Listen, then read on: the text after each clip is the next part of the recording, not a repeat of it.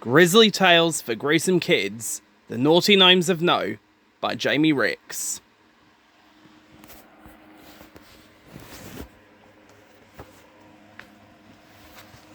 Today's story is Sick to Death. Can you believe that there was a time without upright vacuum cleaners? A time when brushers did the cleaning, sold door to door by ambitious young men in shapeless suits. A time when women wore skirts that flared over their waists like lampshades, stayed at home to clean and cook and wash dishes by hand. A time when computers were the size of double-decker buses. A time when there was no TV and reading books was the most popular form of entertainment. A time when children died of chicken pox and flu, and cats and dogs were eaten on Sundays with vegetables grown in the piles of steaming horse manure that lined the highways of the great and byways of the great British Empire. It was called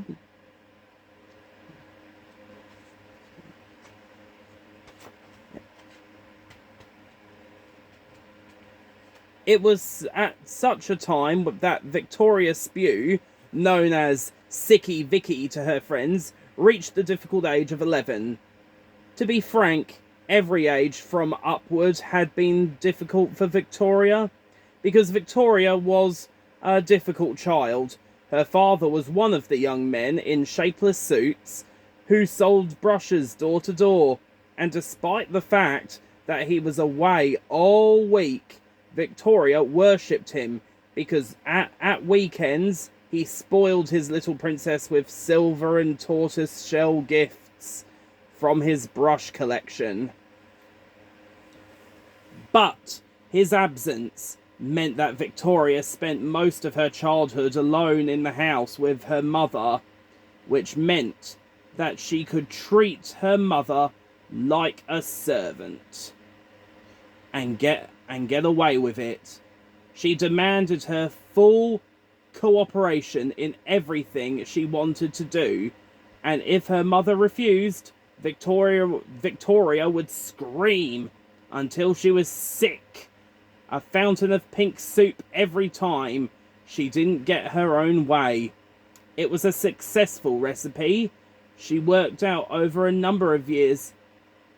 Take one unreasonable demand. I shan't be going to school today. Add one parental order. I think you will, Victoria dear. Mix in the 6-decibel scream. Ah! And top it all off with a tantramic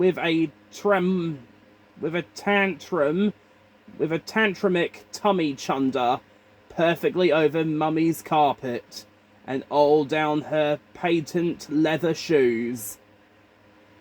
Then serve it up 6 times a day for 10 years until your mother is at her wit's end and can't be bothered to fight you anymore. One other factor played into Victoria's hands. Mrs. Spew was a woman with a weak constitution. The very sight of sick made her feel queasy, which meant that when she was required to clean up, she couldn't.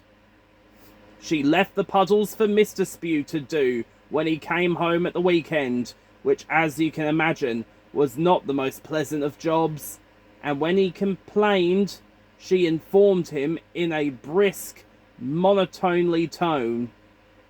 You are the most suitable man in the world to clean up sick, Mr. Spew.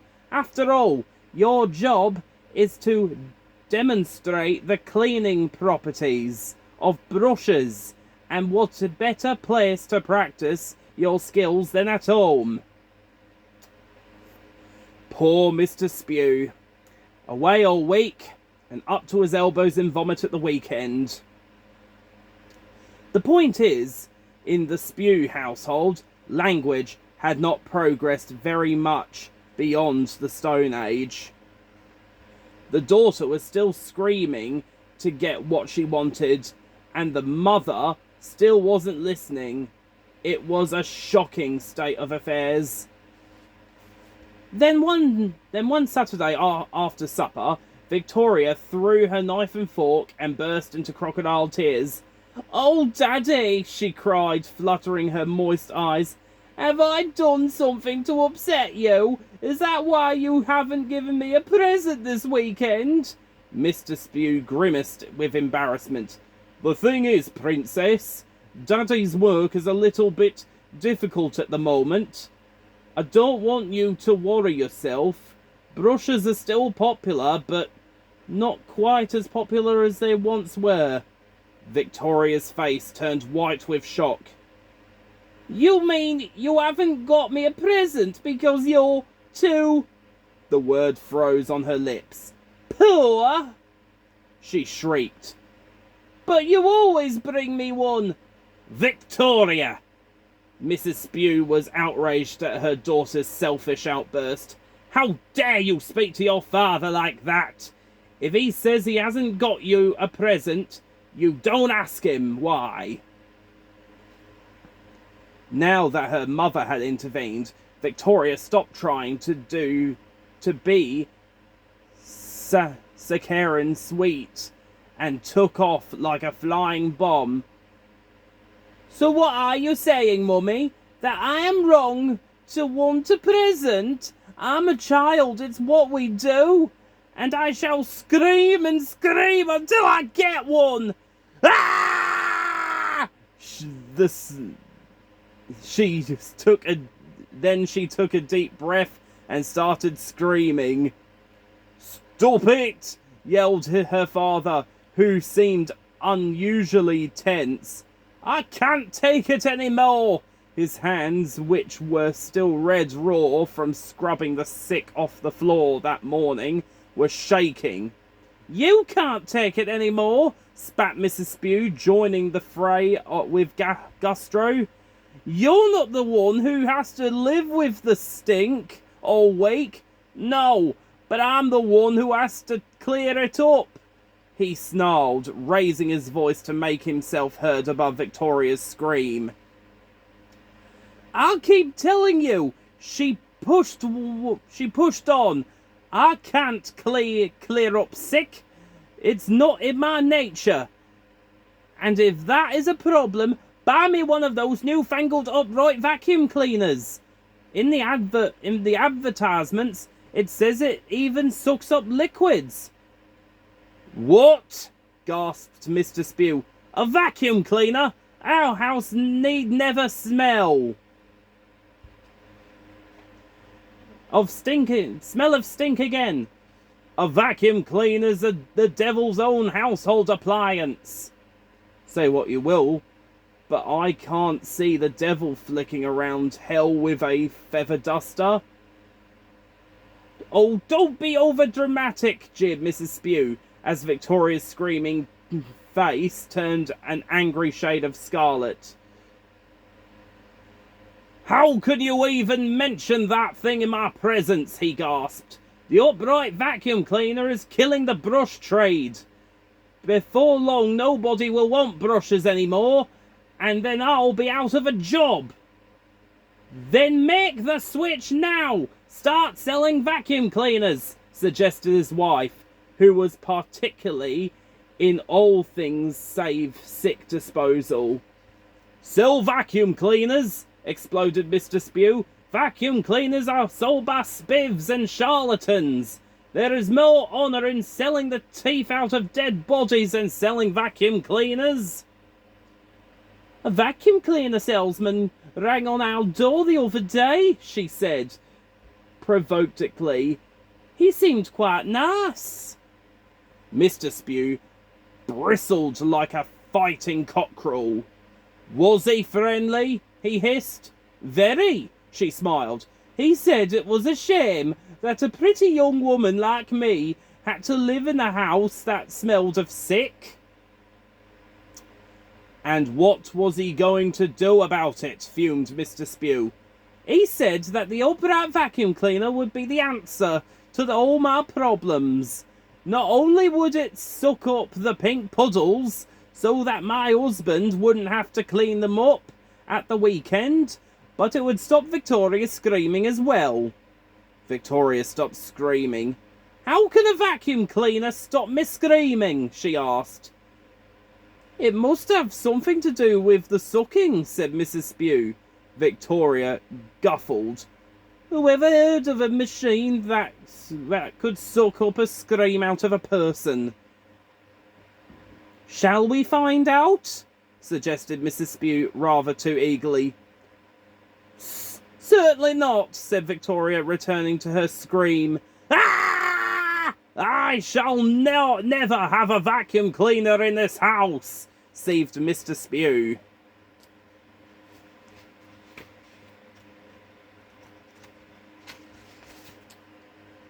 But I've already asked him to come back on Monday, said his wife. At this news, the temperature in the room dropped by 3 degrees. Then Mr. Spew straightened his collar, picked up his box of brushes, samples, unhooked his Macintosh from the peg, left the house with a snort of traitor to his wife. As the door slammed, Victoria let fly with a carrot-based splatter. It struck her mother on the left shoulder and dripped off the end of her ear. This time, the girl spluttered. You've gone too far. You've driven my daddy away, and now I'm never going to get another present ever in the whole of my life. Then she stormed into the hall and shouted over her shoulder, I hate you forever and to death. And whose death would that be, Sicky Vicky? Your mother's or your own? The following day was the worst of Mrs. Spew's life. Victoria woke at 6 a.m. and demanded to make her mother's life a misery. I want breakfast in bed, she yelled through her bedroom wall. When it didn't arrive, she screamed at the end of her mother's bed and threw up on her blankets. This got Mrs. Spew up and into the bathroom. I want a bubble bath too, she cried while her mother scrubbed herself clean. And when Mrs. Spew said, I'm sorry, but there's no more hot water, Victoria parked her supper in the water where it floated like a sick slick. I want a dog, she yelled when they went for a walk in the park. But when her mother refused to kidnap one on the spot, Victoria stood in the middle of the path and screamed until a policeman arrived on a bicycle to see what the matter was, whereupon Victoria was promptly sick on his boots. I want to go to the cinema, she hollowed as they left the police station with a caution from the desk sergeant. Her mother smiled wearily at a passing nanny who had given Victoria a disapproving look. Later, replied Mrs. Spew. Then take this, screamed her out-of-control daughter, chasing after the Silver Cross pram and leaving a large deposit on the startled baby. Beats me why a baby should be startled by sick. That's pretty much what they all do. Everything came down to sick, and by producing it at what will, Victoria got her way every time. In the cinema, she was sick on a bald man's head in order to get popcorn. On the bus home, she was sick down the stairs to make the driver stop outside a dress shop.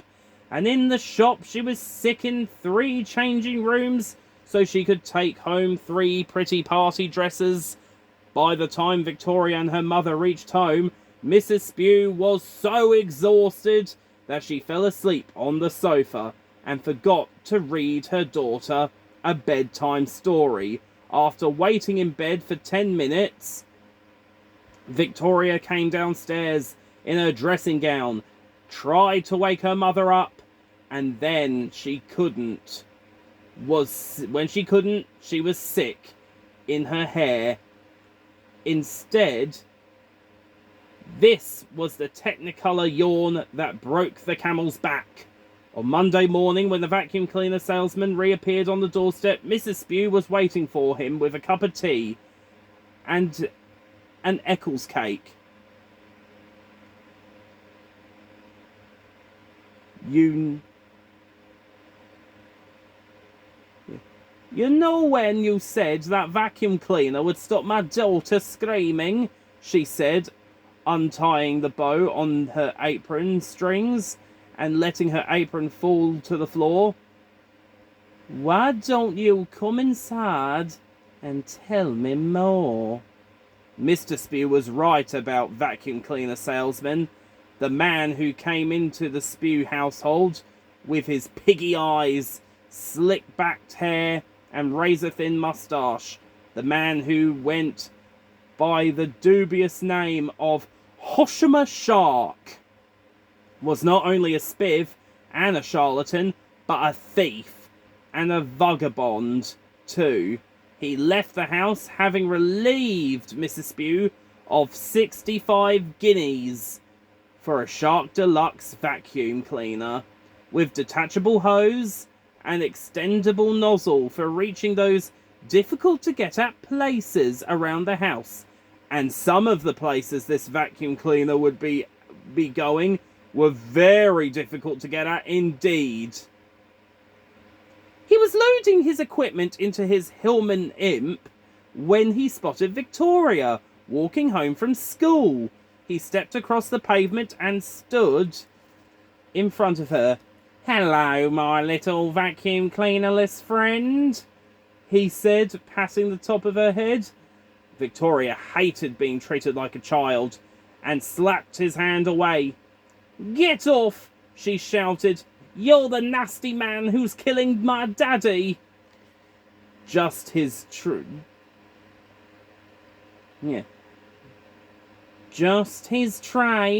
sniggered the oily salesman, as if a man losing his job meant nothing. Besides, he added mysteriously, I'm not killing your daddy. Victoria, I'm not killing your daddy at all. What do you mean? She said, as Hoshima Shark removed his greasy hat, leaned forward and pressed his bristly mouth against her ear. Beware of the vacuum cleaner, he hissed. It has the most powerful suck and ferocious appetite. It has been known to consume small pets and precious household objects. Budgerigars have been sucked through the bars of their cages. Rings have been torn off fingers. Even fingers themselves have occasionally ripped from a hand, like popsicles from a baby's fist. Victoria pulled away. What are you saying? She said. Under no circumstances allow the vacuum cleaner to fill up with sick, he said. When it is full, it behaves strangely. Are you threatening me? How could that be? He said. Do I look like I have the power to tell a machine what to eat? Yes, she said rudely. It's your machine. You built it, and I think you do look evil enough to do that. He broke into a brittle laugh like a coyote with a croup. Oh dear me, no. He chuckled. That's not how it works at all. But, as he climbed into his car, Victoria Spew got the distinct impression that it was. When she opened the front door, her mother was waiting in the hall with a smile as big as a cream-filled cat's. Look at what I bought today, she purred. Victoria gave the vacuum cleaner a withering look. Well, I don't like it, she said, because I don't like anything my daddy doesn't like. We don't know whether your father likes it or not, said Mrs. Spew, archly. Because he's not here to ask. And whose fault is that? snarled Victoria. "I want that thing out of this house this instant, or I shall scream and scream and scream until I'm sick." Normally, such a threat would have forced Mrs. Spew to bow down to her daughter's will. By puke or by chunder, Victoria always got what she wanted. But the upright vacuum cleaner had changed all that. "Scream as much as you like," said her mother. "Be sick all over the stick of furniture in the house, if that's what you want, because I don't care. Did you hear that, Victoria? Now that I've got a vacuum cleaner and I can suck up your sick in a flash, I don't care." Victoria did not believe what her mother was saying. If it was nothing but empty bravado, she filled her lungs with ear-shattering scream and let fly. "Do what I say or I'll make you sorry," she howled. "Get rid of that vacuum cleaner and bring back my daddy." "But you don't understand," said her mother in a voice that was eerily calm. "Me and the vac are going to clean you up." The house rocked to a different tune for the next few days. Victoria screamed and splattered as often as she could, while Mrs. Spew did something she hadn't done since Victoria was born. She ignored her daughter thanks to the Shark Deluxe vacuum cleaner. She was no longer terrified of sick and slipped out from underneath her daughter's thumb. She flung open the windows to let in the fresh air and sang to herself while she vacuumed up the pink puddles. "Oh, I'm putting on my coat. Oh, I'm putting on my house coat, snapping on my rubber gloves, filling up my best friend, I'm sucking it sick in style." On the fourth day, Victoria was not feeling very clever. Her tummy muscles ached, her face was white with exhaustion, and her lips were cracked where the stomach acid had burnt them. Screaming herself sick had ceased to have any effect on her mother, and now, even more alarmingly, the vacuum cleaner had stopped working because the bag was full. They knew this because the bag had told them so. "I'm full now," it said. "Oh dear," said Mrs. Spew, who hadn't realised the vacuum cleaner even had a bag, let alone that it could speak. "I'm full now," repeated the bag. "You'll have to empty it," said Victoria urgently.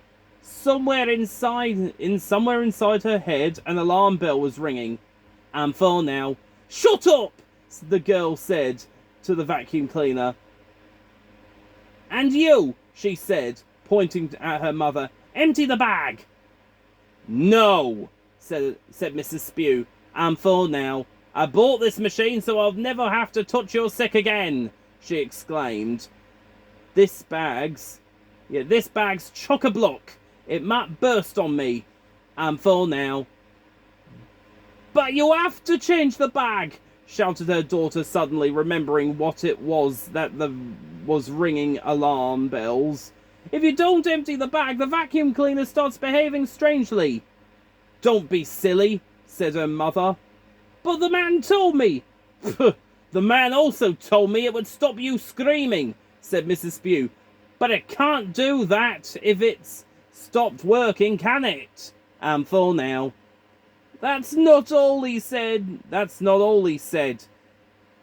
I'm not killing your daddy." "Of course he isn't. He sold you this vacuum cleaner to kill me." "Don't be so dramatic," said her mother.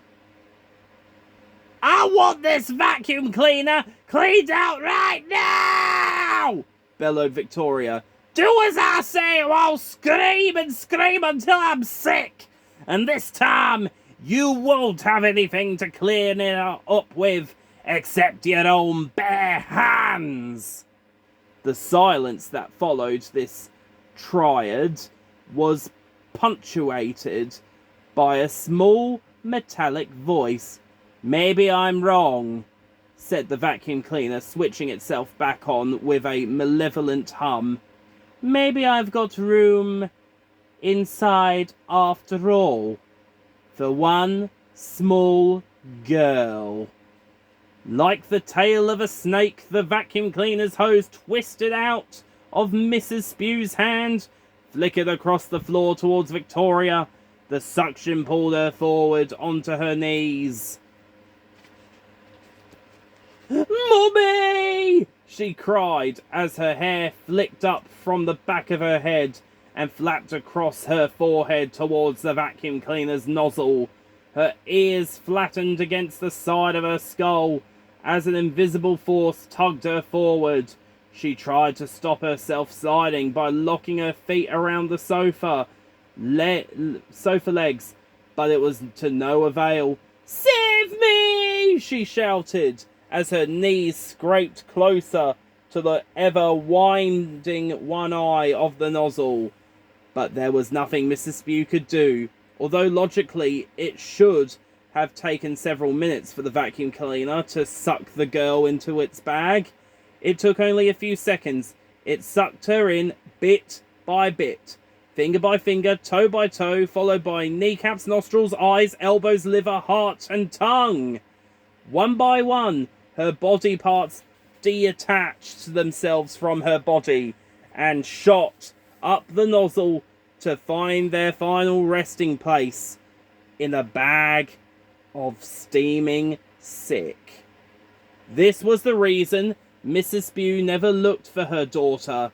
Had the bag contained dust, for example, she would have torn it apart, gathered Victoria's bits and sewn them back together again.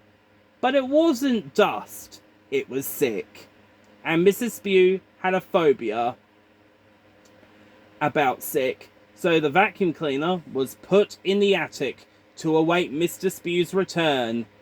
He could sift through the chunks for Victoria.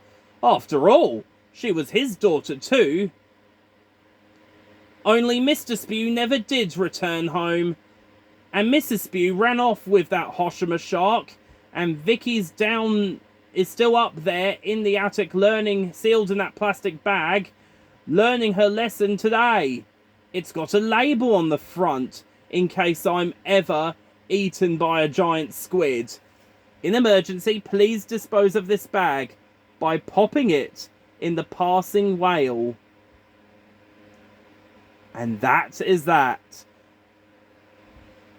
And that's the end of Victoria Spew. The end.